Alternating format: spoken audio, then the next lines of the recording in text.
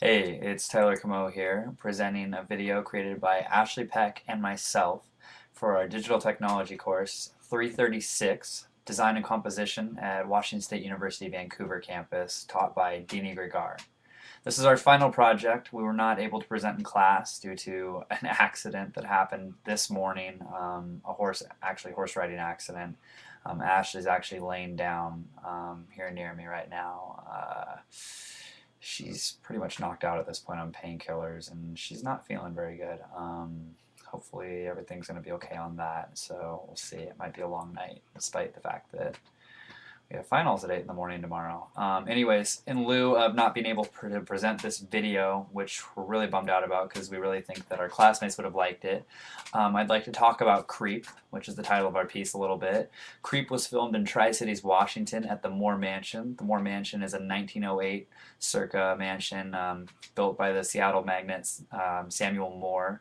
The property itself has been reconstructed to original standards. It gives a really eerie set for this piece, which really fits in with the theme, obviously. The music chosen was a piece by Susie and the Banshees from the 80s, actually, one of their later albums. The music was titled Carousel.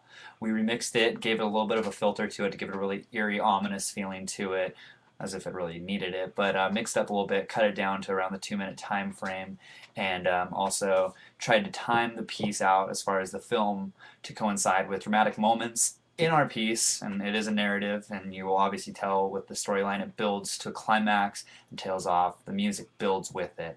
The doll's eyes that you will see really reactive with the sound and the pace of everything as well.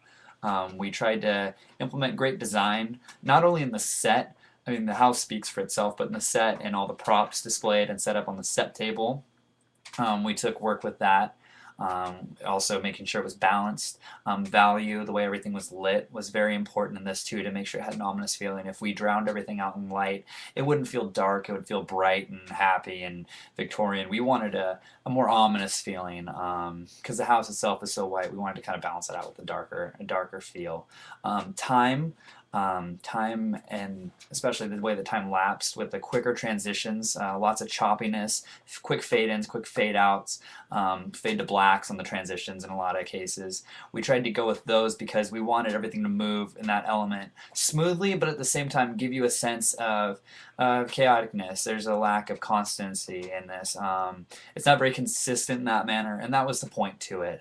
The shots aren't necessarily all clean. There's a little bit of abstract to them. You'll see on the doll's faces there's some fade-ins, fade-outs to it, which we think really add to the creep factor. This isn't necessarily meant to be scary. I think creepy and scary are slightly different in the fact that creepy gives you a little bit of a different flavor to it. It's not meant to scare you out of your seat but make you feel uncomfortable. And we feel not only does the song do that, but the video, which featured our good friend, Ashley's best friend and a good friend of mine, Amy Taylor, who was so gracious to help us out with this, really gives us that feel. And of course the antique props are laid out there a little odd on their own and uncomfortable, but we feel like this is a project that really shows many elements of design and composition that we've learned throughout the semester in a more virtual manner in the video format instead of just a flat design, which we all know that Ashley's excelled at, and that I've definitely learned so much from this semester. We're sorry again we weren't able to present it in class today. We really wish we were there. I just hoped I could walk you through this a little bit and help you understand what we went through on this. To you, Deanie, we will have your physical copies in your mailbox tomorrow morning. As soon as I'm out of my first final, they'll be in your box waiting for you. Anyways, take care. To any of our classmates who get to see us, we hope you do. Hope you have a great summer. We're looking forward to seeing a lot of you in our classes this coming fall. Everybody take care. Thanks, y'all.